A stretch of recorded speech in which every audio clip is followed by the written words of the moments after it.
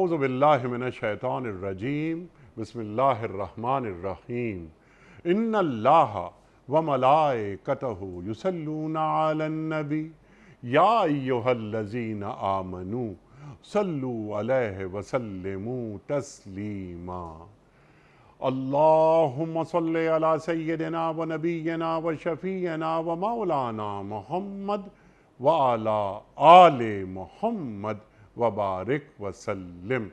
محترم خواتین و حضرات، السلام علیکم۔ پیام صبح کے ساتھ ایک بار پھر حاضر میں ہوں آپ کا میزبان انیق احمد۔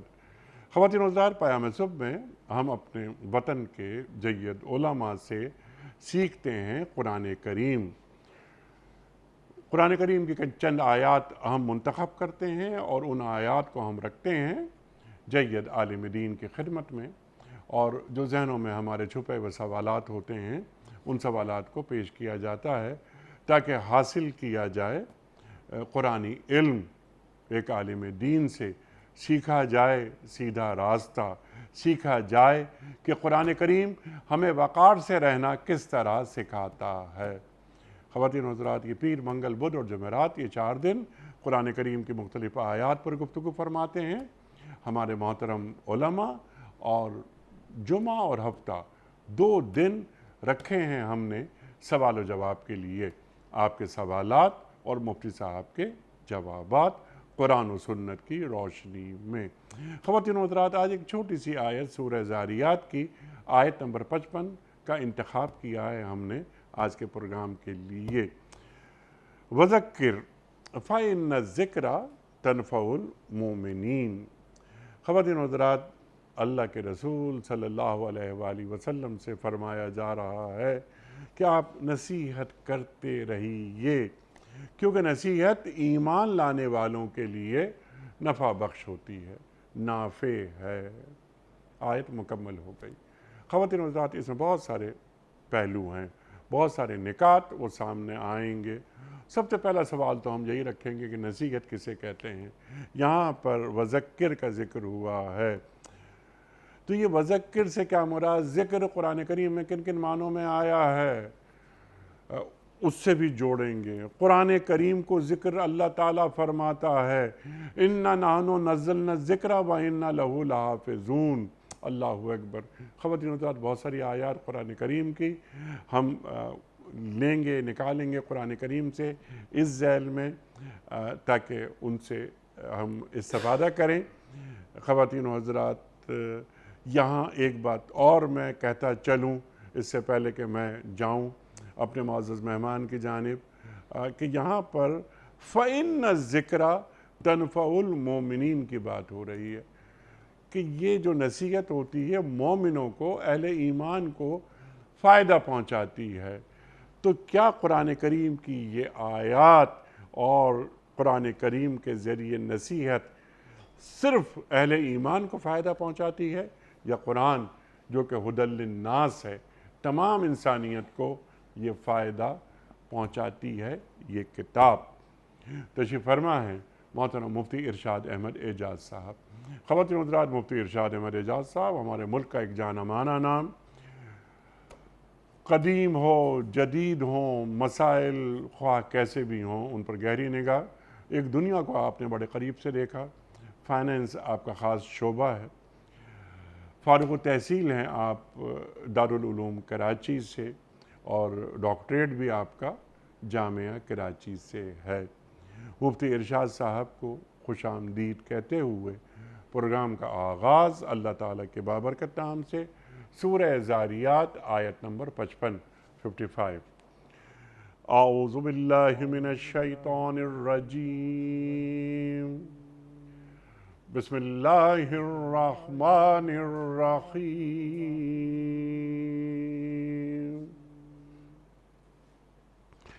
وَذَكِّرْ فَإِنَّ الذِّكْرَىٰ تَنفَعُ الْمُؤْمِنِينَ۔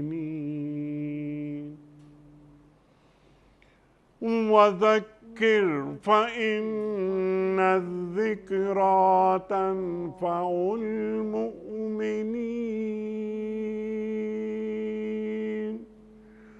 صدق اللہ العظیم۔ اور نصیحت کرتے رہیے، کیونکہ نصیحت ایمان لانے والوں کے لیے نافع ہے۔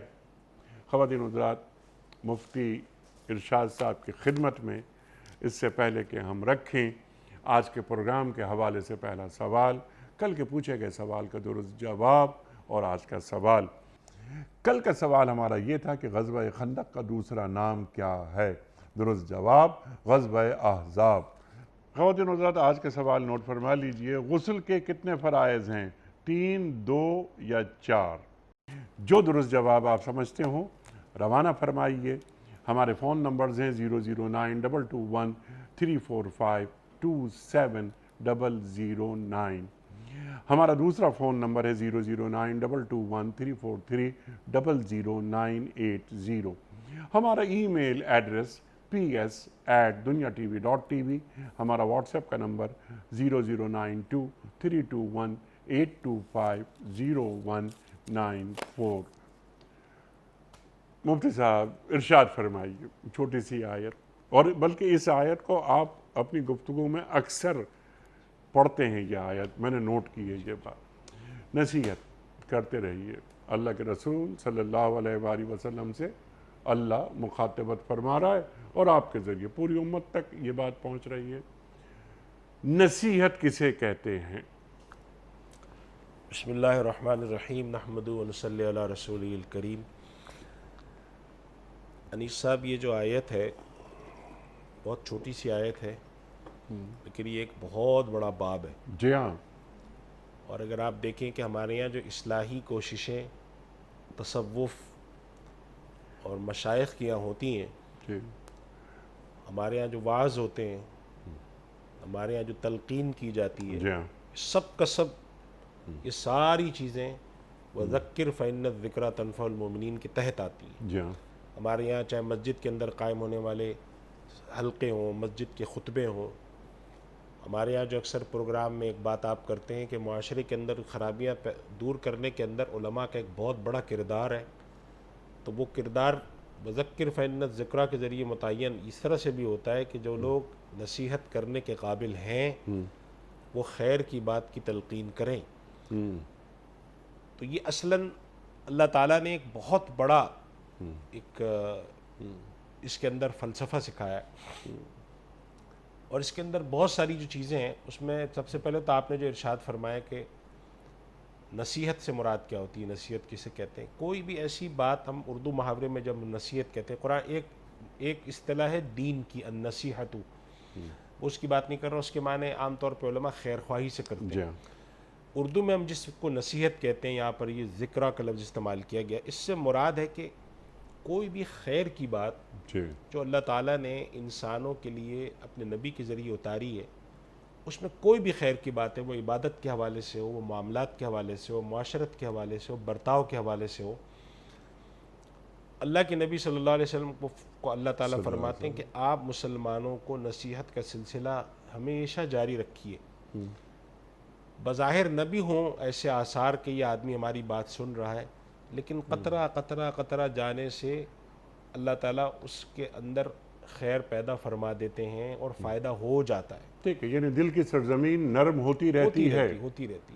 اچھا، اور یہاں سے ایک بہت بڑا اصول ان لوگوں کے لیے نکلتا ہے جو کہ کسی کے مصلح کے طور پہ، مینٹور کے طور پہ یا سرپرست کے طور پہ کام کرتے ہیں۔ عام طور پہ ہمارے پاس جو شکایت آتی ہے کسی بھی سرپرست کی، والدین کی مثال لے لیں، بعض ٹیچرز کی مثال لے لیں، کہ میں بہت عرصے سے اس کو سمجھا رہا ہوں، یہ سمجھ نہیں رہا، میں کتنا عرصہ ہوا سمجھاتے ہوئے، تو میں 3 مہینے سے سمجھا رہا ہوں۔ انہوں نے کہا آپ نے اپنا جو مدت فہمائش رکھی ہے وہ رکھی بہت کم ہے، جی آپ یہ رکھیں کہ میں اس کو سمجھاؤں گا تو 20 سال، لیکن شروع کے 1 سال اس طرح سے سمجھاؤں گا، تھوڑا اور باشعور ہوگا ایسے سبحان سمجھاؤں گا۔ اللہ، سبحان تو اللہ۔ اس سے کیا ہوا کہ ایک سب سے بڑی تقویت نصیحت کرنے والے کو اللہ تعالیٰ نے اس کلام کے ذریعے دے دی کہ اللہ کے نبی کے ذریعے کو، جب اللہ کے نبی کو تلقین فرما دی تو سب کے لیے یہ تلقین ہے ٹھیک، کہ اگر ایک آدمی مومن ہے، اللہ کو ماننے والا ہے، آپ کا کام ہے کہ آپ نصیحت کرتے رہیے۔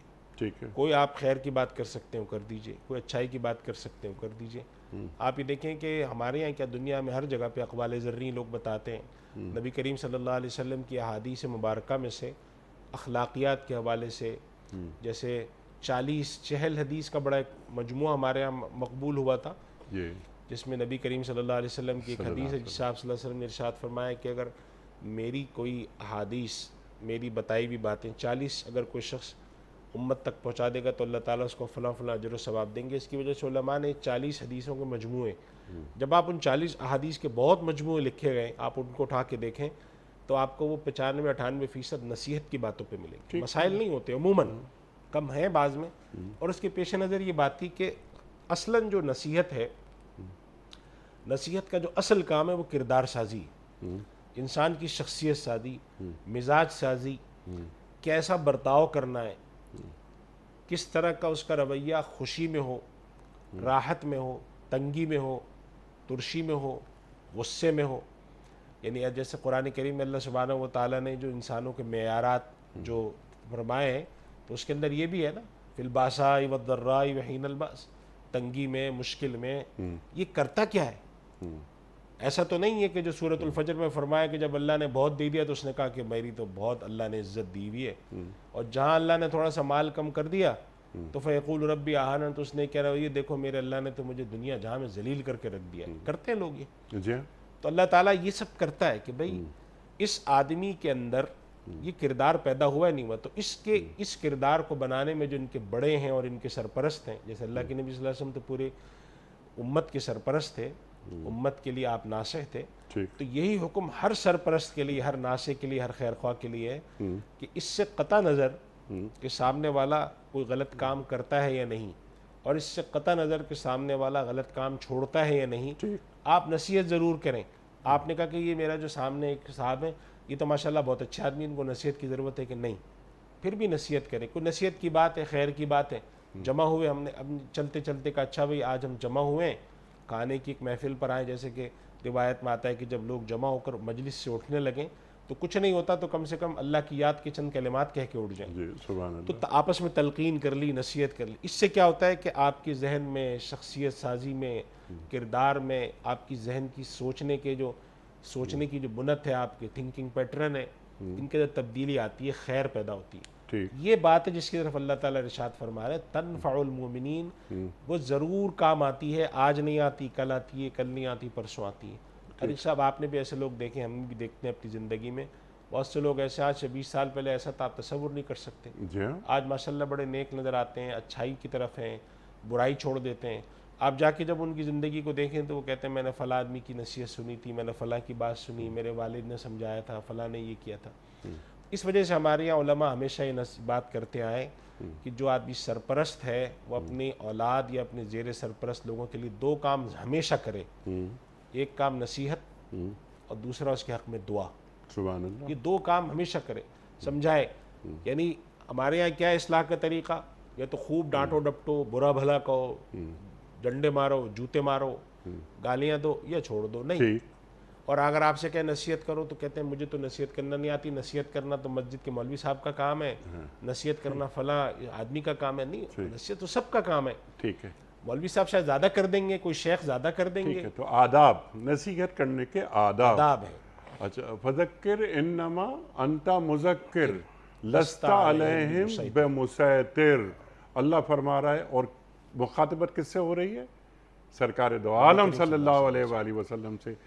تو کیا تعلیم دی جا رہی ہے؟ ارشاد دیکھیے، نصیحت کے جو آداب ہیں، ایک تو یہ ادب ہے، جی، یعنی اللہ کے نبی صلی اللہ علیہ وسلم سے اللہ تعالیٰ نے فرمایا کہ دیکھیے آپ نصیحت کیجیے، جی، آپ ان کے پر مسلط نہیں ہیں، آپ کا کام ہے نصیحت کرنا۔ ٹھیک، ایک یہ بات آپ صلی اللہ علیہ وسلم کو سکھائی۔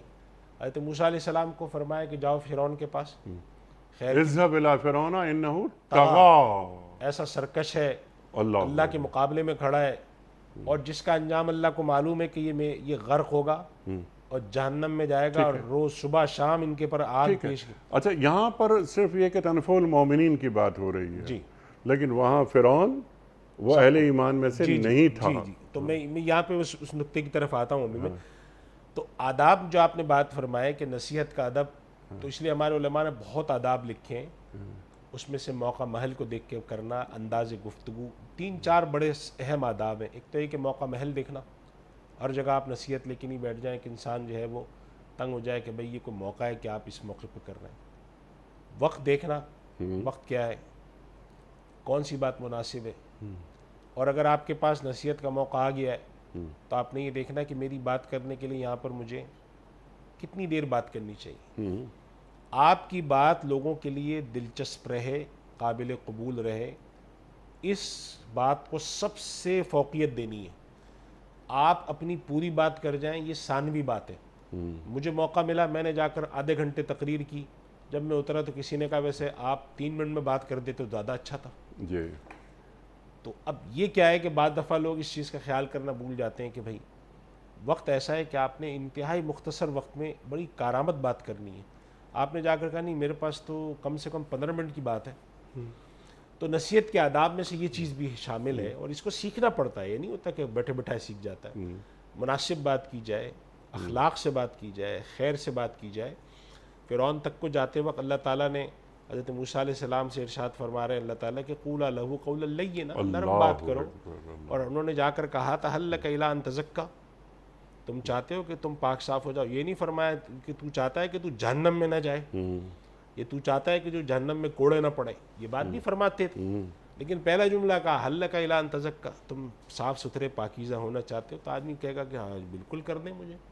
اور اگر آپ کسی آدمی سے جا کر کہیں گے تم تو جہنم میں سے باہر آنا چاہتے ہو، تو وہ تو ہو سکتا ہے کہ وہ اس بات پر تنک جائے کہ نہیں مجھے یہی منظور ہے. اس وجہ سے نصیحت کے آداب میں سے اخلاق کا خیال رکھنا، نرم بات کرنا، سامنے والے کی قبولیت دیکھتے ہوئے کرنا، اور اس کے لیے نہ بیزاری کا سبب نہ بننا، یہ سارے آداب اس میں شامل ہیں. لیکن نصیحت کیے جانا، ایک سوال جو آپ نے بجا طور پر ارشاد فرمایا کہ یہاں پر فرمایا تنفع المؤمنین. جی.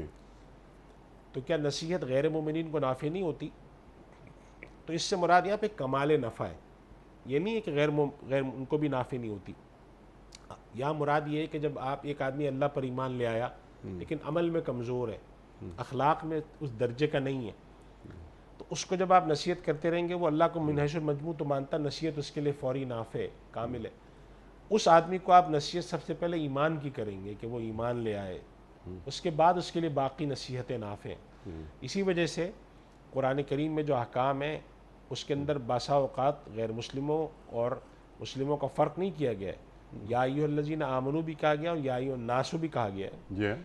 تو اس وجہ سے عمومی دعوت کی چیزوں میں تو سب مخاطب ہوں گے، لیکن جو خصوصی چیزیں ہیں جو مثلا مسائل کی تلقین ہے، اخلاقیات کی تلقین ہے، تو وہ چونکہ آپ دینی حوالے سے کر رہے ہوتے ہیں تو اس وجہ سے مخاطبت آپ کی مومنین سے ہوتی ہے کہ بھئی دیکھو اپنی بیویوں کے ساتھ اس طرح رہو، یا اپنے معاملات کاروبار کیسے کرو، اللہ تمہیں یہ حکم دے رہا ہے. اس وجہ سے ظاہر ہے کہ آپ اس کی تفصیلات تو قرآن کی حدیث کی روشنی میں مومنین کو مخاطب کر کے بناتے ہیں. اس لیے فرمایا کہ یہ نصیحت مومنین کے لیے نافع. لیکن اگر آپ ایک ایسی عمومی تبلیغی بات کرتے ہیں، دعوتی بات کرتے ہیں، یا عمومی ایک اخلاقی بات کرتے ہیں، تو اس کا نفع مومن غیر مومن دونوں کو بھی ہوگا، اس میں کوئی اس کی نفی نہیں ہے. اور بات یہ بھی ہے انیس صاحب کہ خصوصاً جو معاشرت ہے، رہن سہن، تو اس کے اندر نصیحت کا ایک بہت اہم رول ہے جو اس آیت سے ہمیں سمجھ میں آتا ہے. وہ سمجھ میں یہ آتا ہے انیس صاحب کہ معاشرت اصل میں انسان کی طبیعت اور اخلاق سے چلتی ہے، قانون سے نہیں چلتی. چنانچہ علماء نے لکھا ہے کہ اگر آپ قانون کے ذریعے کسی کو پابند کریں تو قانون کو تو انسان دھوکہ دے سکتا ہے، لیکن اگر آپ نے اس کے دل میں ایک بات بٹھا دی تو اسی وجہ سے آپ دیکھیں کہ جب کوئی آدمی نماز پڑھنے آتا ہے تو آپ کو مسجد میں آپ کسی بھی چلے جائیں تو شاید ہی کوئی ایک آدمی ایسا ملے جو کہے میں آج بے وضو نماز پڑھنے آیا ہوں. اس لیے کہ جو آ رہا ہے اس کے ساتھ آپ نے ایک ایسا خیر خواہی کا رویہ رکھا ہے کہ بھائی وضو کر کے آؤ تو تمہارا اللہ کا معاملہ، نہ کر کے آؤ تو تمہارا اللہ کا، ہم نہیں پوچھیں گے تم سے. اب جو شخص آ رہا ہے وہ اپنا پورا اس کے ساتھ آ رہا ہے کہ نہیں میں وضو کر کے نماز پڑھوں گا. لیکن جب آپ اس کے اندر بعض ایسی چیزیں لگانا شروع کرتے ہیں اپنی طرف سے اضافی، جس کے اندر خیر خواہی کے اور نصیحت کے بجائے کوئی مسیطر والی بات آ جاتی ہے کہ آپ میں سے ہر آدمی آ کے ہمیں گارنٹی دے گا کہ اس نے صحیح وضو کیا ہے، مسا بھی صحیح کیا ہے، پاؤں صحیح دھوئیں، تو پھر آپ دیکھیں گا کہ گڑبڑ شروع ہو جاتی ہے. اس وجہ سے اللہ سبحانہ و تعالیٰ نے جو بات فرمائی ہے کہ بہت ساری چیزیں قانونی شکل میں جبراً مسیطر، جو فرمایا لست علیہم مسلط طریقے سے نہیں کی جائیں گی. بہت ساری چیزیں ایک مجموعی نظم کے اندر تو دیکھا جائے گا. اسی وجہ سے علماء کے ہاں ہمیشہ ایک زیر بحث رہا ہے مسئلہ کہ نماز کا نظام ایک اسلامی ریاست کیسے قائم کرے گی. تو ہمیشہ تقریباً سب اس سے متفق رہیں کہ مسجدیں قائم کریں, نماز کے اوقات میں ایک ماحول پیدا کر دے, اور بازار وغیرہ اگر ہے تو ان کو ترغیب دی جائے کہ آپ بازار کا کام روک کر, یا کچھ لوگ اس طرح سے نماز پڑھ لیں, کچھ اس طرح سے پڑھ لیں, لاپرواہی نہ ہو.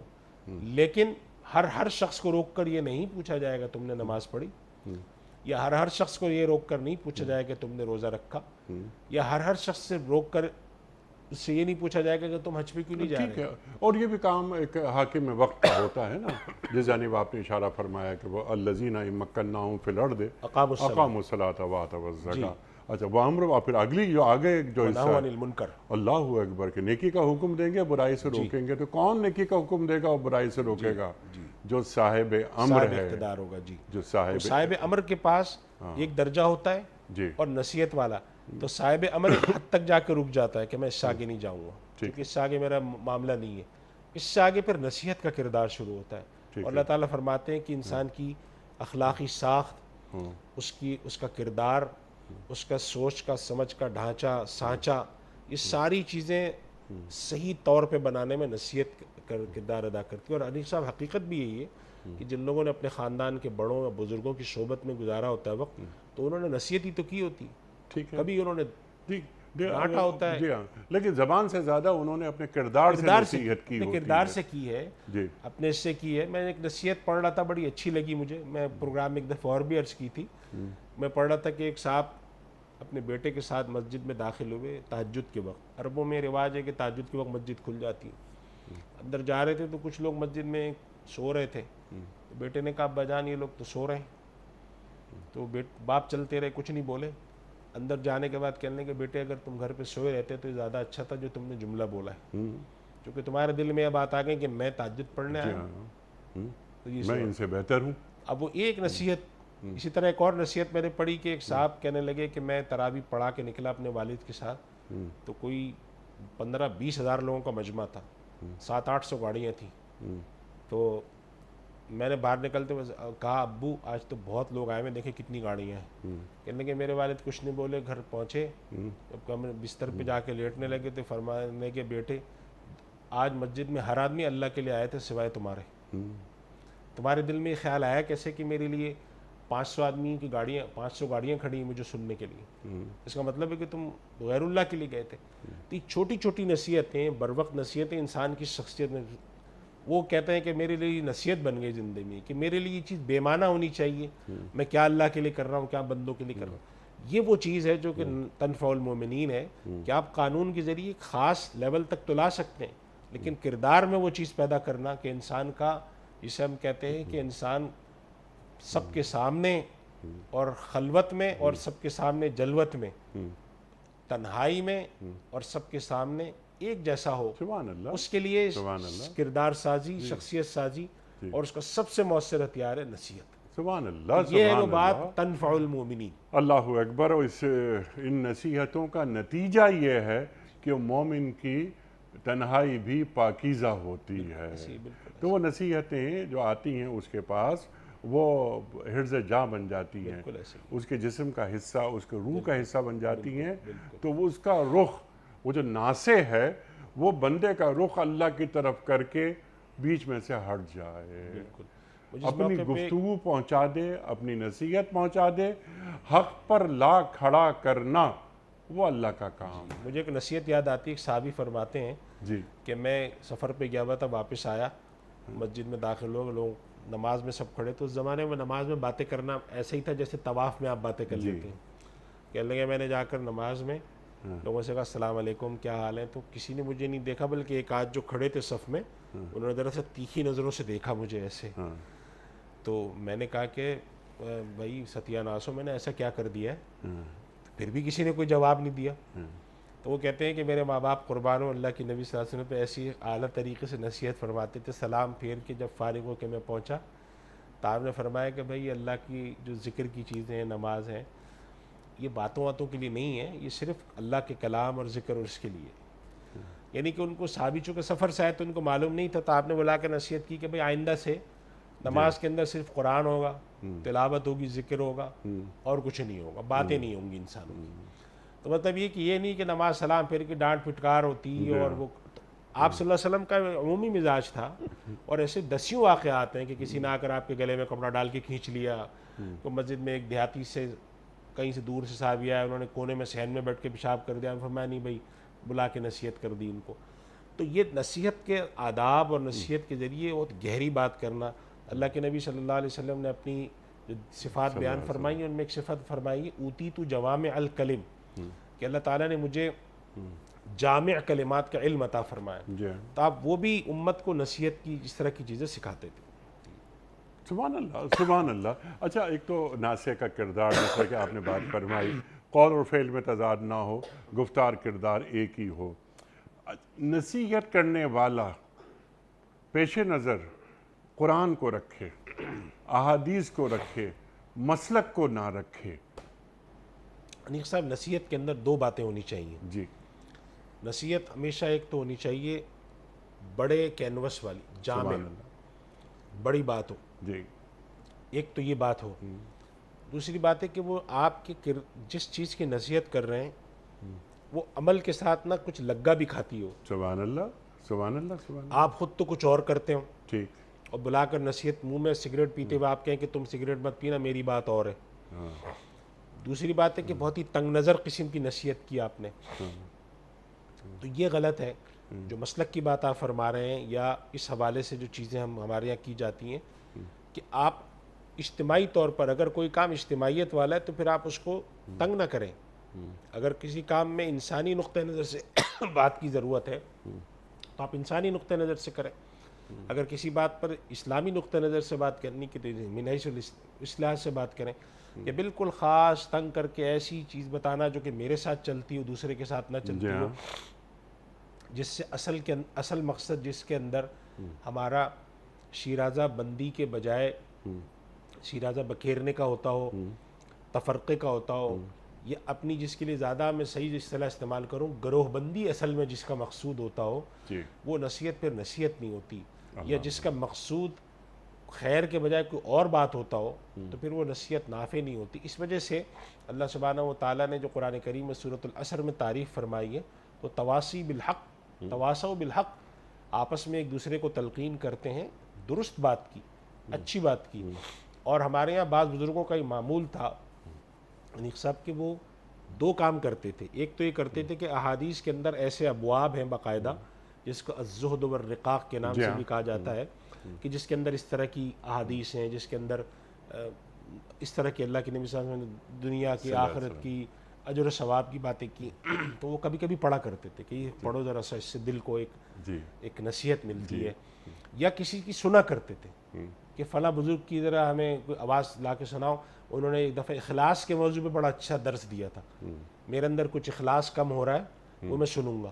اللہ, یہ کیا چیز تھی کہ وذکر فإن الذکر, کہتے تھے یہ نفس جو ہے یہ تھوڑی چیزیں بھول رہا ہے.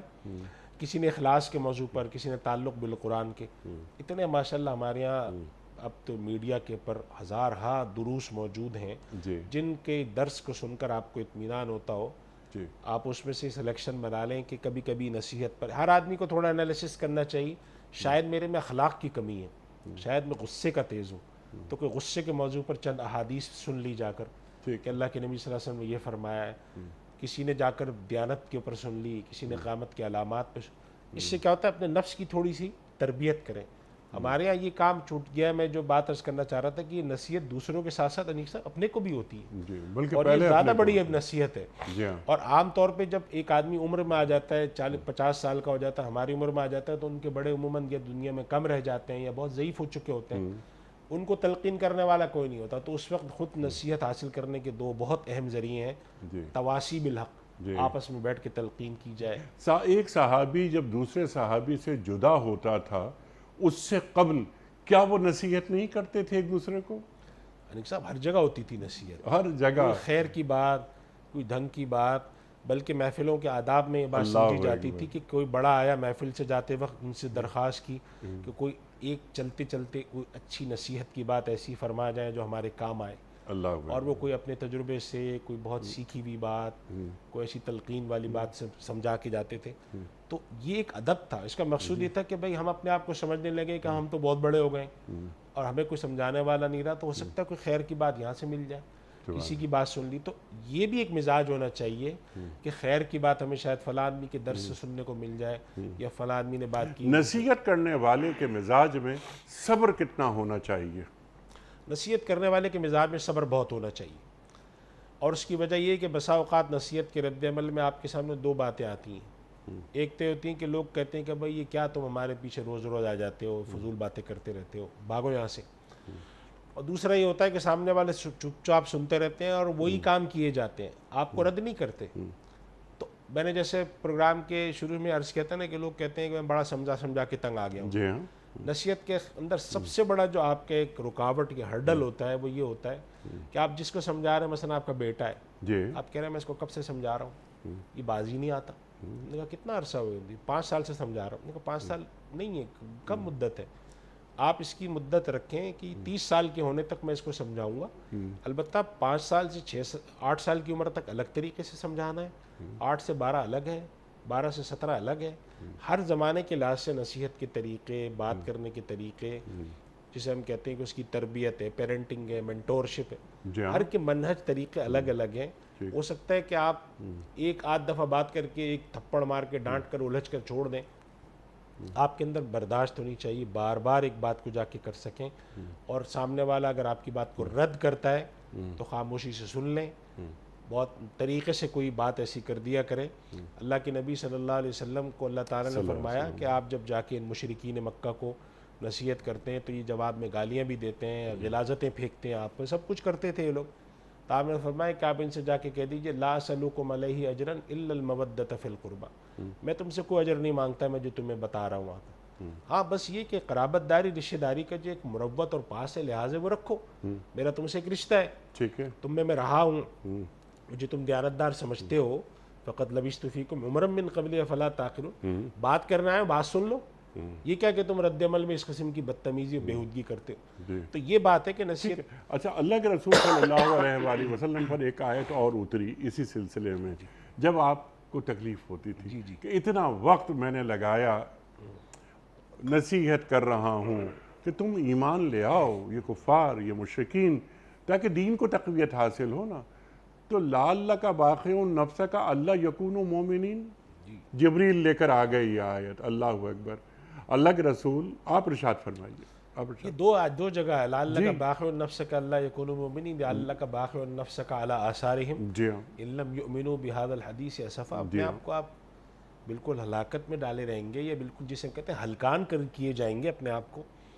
اصل میں اللہ کے نبی صلی اللہ علیہ وسلم نبی سب سے بڑے خیر خواہ ہوتے ہیں امت کے. اللہ اکبر. اور اللہ کے نبی صلی اللہ علیہ وسلم خیر خواہ تھے امت کے بہت زیادہ. اور آپ کی خواہش تھی کہ جس شخص تک میری دعوت پہنچے وہ ضرور کلمہ پڑھ لے، ضرور مومن. لیکن اللہ سبحانہ و تعالیٰ نے نظام ہی ایسا رکھا ہے کہ کچھ نبی کے حامی ہوتے ہیں تو کچھ مجرمین. وَكَذَلِكَ جَعَلْنَا لِكُلِّ نَبِيٍّ عَدُوًّا مِّنَ الْمُجْرِمِينَ. اللہ نے ہر نبی کے ساتھ یہ معاملہ رکھا ہے کہ اس کی دعوت آنے کے زمانے میں کچھ قبول کرنے والے ہوتے ہیں اور کچھ رد کرنے والے. اور ساری قرآن کریم بھرا پڑا ہے حضرت نوح علیہ السلام، ہود علیہ السلام، سب کے مقابلے میں آئے. تو اللہ کے نبی صلی اللہ علیہ وسلم اس کی وجہ سے بہت پریشان، تکلیف میں ہوتے تھے کہ بھئی بلاتا ہوں آتے نہیں ہیں.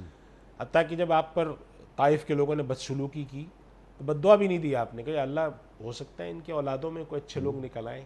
یہ آپ کی یعنی آپ دیکھیں کہ خیر خواہی. تو یہ کیفیت جو تھی آپ کی، تو اللہ تعالیٰ نے فرمایا کہ آپ اپنے آپ کو ہلکان کینے کہ علی آثارہم ان لم یؤمنوا بہذا الحدیث اسفا لعلک باخع نفسک الا یکونوا مؤمنین. پھر اللہ تعالیٰ نے ایک اور بات فرما دی نبی کو سمجھانے کی، ان نشأ ننزل علیہم من السماء آیۃ فظلت اعناقہم لا خاضعین، کہ آپ اپنا تبلیغ کا کام کیے جائیے.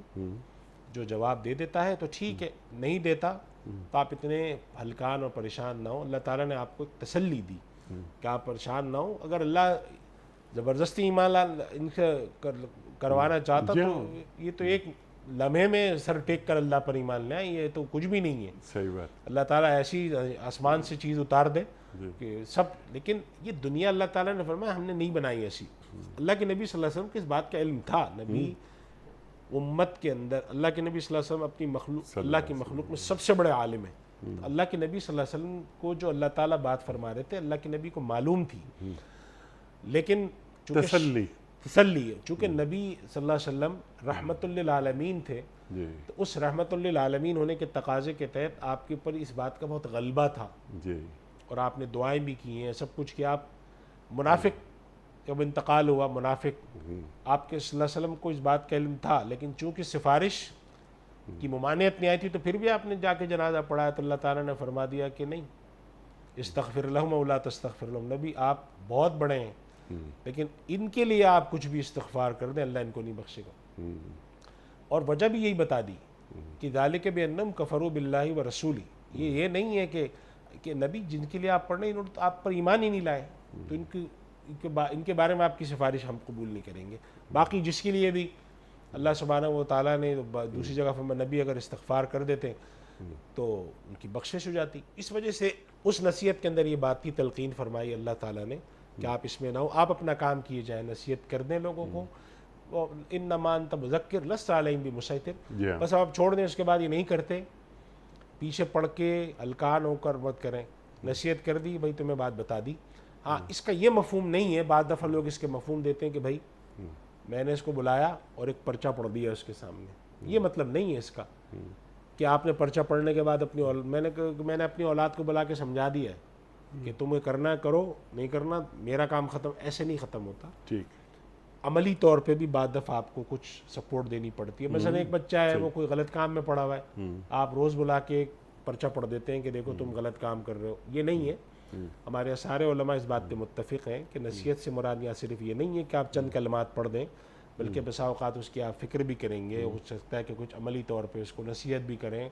کسی دفعہ آپ اس سے کہیں کہ اچھا ہو میرے ساتھ چلو ہم فلاں جگہ جائیں گے, کوئی جگہ پہ شریک ہوں گے سبق میں, درس میں جا کے. تو دونوں صورتوں ملا کر جو ہے نصیحت کا کام اگر آپ نے مکمل کر دیا ہے تو اب اس کے بعد پھر آپ کی ذمہ داری ختم ہو جاتی ہے. سبحان اللہ, سبحان اللہ. قرآن و سیرت کو اگر نصیحت کا جز, لازمی جز بنا لیا جائے تو نصیحت میں بڑی طاقت نہیں آ جاتی. دیکھیں انیس صاحب, نصیحت تو ہم حاصل کرتے ہی اللہ کے نبی صلی اللہ علیہ وسلم کی زندگی سے ہیں. یعنی کہ اگر ہمیں کوئی سکھانا چاہے کہ ہم اپنی زندگی, اپنی معاشرت, اپنا رہن سہن, اپنے لوگوں کے ساتھ میل جول کیسے کریں, تو وہ تو سیکھنا ہی وہیں سے. ٹھیک ہے, نہیں میرا مقصد ذرا سا میں اس کو, میں اپنے بیٹے کو اگر یہ کہہ رہا ہوں کہ بیٹا سچ بولنا چاہیے, سچ بولنا چاہیے, تو پہلے میں قرآن کی طرف آیا کہ دیکھو پتہ ہے قرآن میں کیا لکھا ہوا ہے, لعنت اللہ علی الکاذبین, کہ جھوٹوں پر اللہ کی لعنت ہوتی ہے, اور جن پر اللہ کی لعنت ہو جائے وہ اللہ کی رحمت سے محروم ہو جاتے ہیں. تو اب میری بات میں ایک جان پڑ گئی.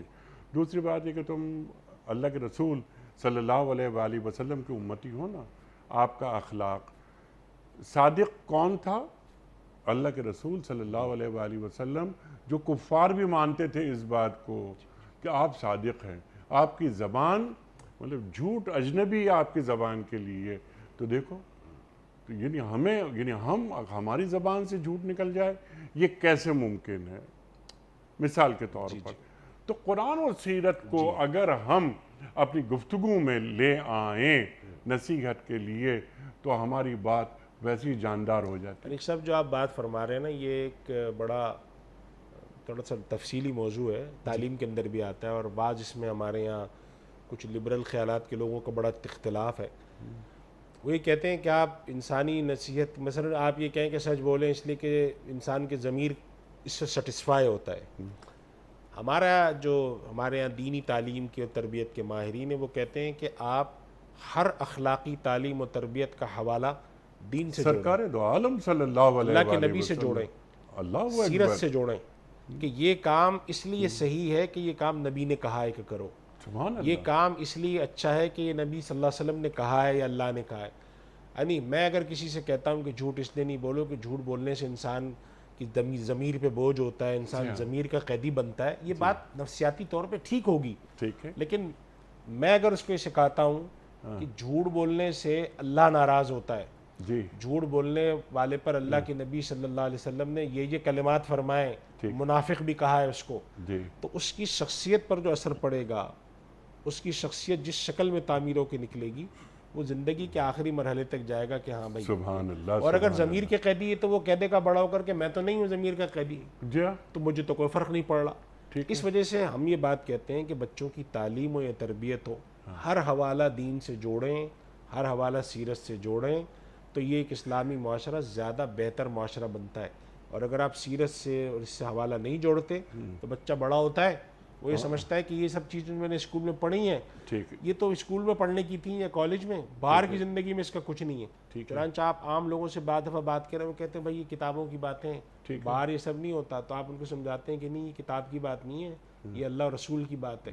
یہ باہر اگر نہیں ہو رہا تو غلط ہو رہا ہے. تو پھر وہ سمجھتا ہے یہ بات تو صحیح ہے, اللہ رسول کی بات غلط نہیں ہو سکتی. اس وجہ سے ایک اسلامی معاشرے میں تربیت اور تعلیم کا ہر حوالہ دین اور سیرت ہے, اور اس کو جوڑنا چاہیے. اگر بہو نہ رسیدی تمام بولا حبیث, اور جوڑنا چاہیے, اور اس کے جوڑنے سے اس کی شخصیت زیادہ مستحکم ہوتی ہے. ہمارے یہاں ابھی لوگ سوال کرتے ہیں کہ ایک آدمی بے ایمان ہے اور قربانی بھی کر رہا ہے, ایک آدمی لوگوں کے پیسے کھایا ہوا ہے اور قربانی بھی کر رہا ہے, رشوت بھی لے رہا ہے, قربانی بھی کر رہا ہے. یہ تضاد کیوں ہے؟ اسی لیے تو ہے. ہر انسان ایک بہت اچھا عالم دین, ایک پڑھا لکھا آدمی بے ایمان ہو سکتا ہے, بالکل ہو سکتا ہے, لیکن کم سے کم اگر ہم اس کو زندگی میں شروع سے لاتے رہیں گے کہ دیکھو اللہ کی بارگاہ میں حلال چیز لے جانا ورنہ مردود ہو, اللہ کی بارگاہ میں کوئی چیز لے جاؤ تو ایسے لے جاؤ. یہ جب ہم اس کو تلقین ہی نہیں کریں گے بچپن سے, تو بڑا ہونے کے بعد وہ سیکھے, پھر اس کے بعد جائے. اس وجہ سے ہم تو یہ بات سمجھتے ہیں, اور ہمارے آج کے جتنے بھی ہمارے ساتھی, ہمارے بڑے محترم و مکرم دوست مفتی نجیب صاحب کا تو ایریا ہے, وہ یہ بات اکثر بتاتے ہیں کہ جو پیرنٹنگ کے تعلیم و تربیت کے لوگ ہیں, خاص طور پہ اسلامی طور پہ جو ریسرچ کرتے ہیں, وہ تو اس بات کے قائل ہیں کہ آپ تعلیم و تربیت کے اندر اخلاقی پہلو جتنے ہیں ان کے اندر ریفرنسنگ اور حوالہ اور اس کی سورس آپ سیرت اور قرآن کے ساتھ, حدیث کے ساتھ جوڑ کے چلیں, تو جو معاشرہ تشکیل پاتا ہے وہ زیادہ نفسیاتی طور پر, اخلاقی طور پر مضبوط معاشرہ ہوتا ہے. یہ تھوڑی ہوتا ہے کہ بہت ہی فرجائل اور کچا قسم کا معاشرہ ہے. وہ کہتا ہے بڑا ہونے کے بعد کہ کتاب میں تو لکھا تھا کہ ضمیر کا قیدی ہوتا ہے, یہ ہوتا ہے, بری بات ہے. کوئی بری بات نہیں ہے, سب صحیح ہے. تو وہ پھر نہیں ہوتا. کم سے کم کچھ نہیں ہوگا, کتنا ہی خراب آدمی ہو تو تنہائی میں بیٹھ کر تو یہ سوچے گا کہ واقعی میں کرتا تو غلط ہوں, حدیث میں آیا یہ غلط ہے تو یہ غلط ہے, کوئی تعویل نہیں اس کی, اور اللہ تم مجھے معاف کر, مجھے ہدایت دے. تو اس وجہ سے یہ بالکل صحیح بات, آپ اس نقطے کی طرف اشارہ فرما رہے ہیں.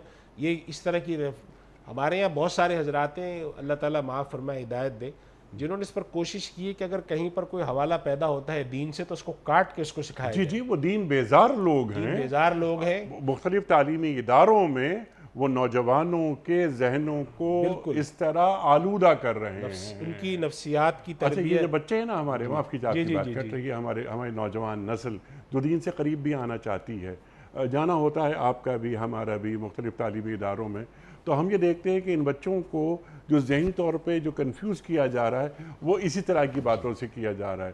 یعنی اللہ اور اللہ کے رسول صلی اللہ علیہ وآلہ وسلم کا حوالہ ہٹا کر اخلاقیات کا درس, انما بعثت لأتمم مکارم الاخلاق, اللہ کے رسول فرما رہے ہیں صلی اللہ علیہ وسلم کہ میں اخلاق کو اس کے کمال تک پہنچانے کے لیے مبعوث کیا گیا ہوں.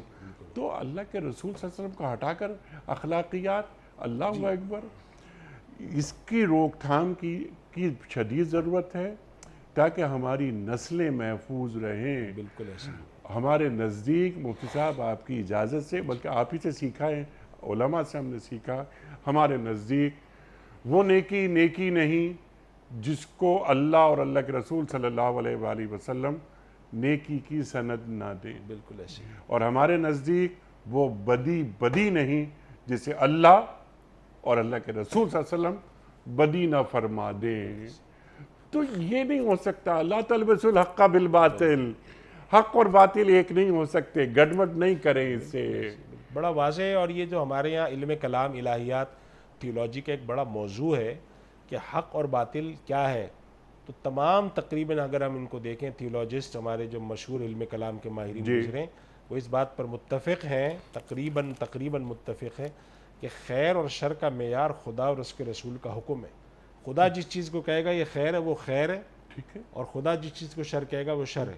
یہ نہیں ہے کہ پھر آپ کہیں کہ نہیں یہ جو خدا نے خیر کہا مگر وہ خیر تو نہیں۔ خیر اور شر کا تعین کون کرے گا؟ میری عقل، آپ کی عقل، یا وہی خداوندی؟ وہی خدا بندی کرے گی، وہی اس خداوندی، کے علاوہ کوئی چیز نہیں ہے۔ اس کے علاوہ کوئی چیز نہیں۔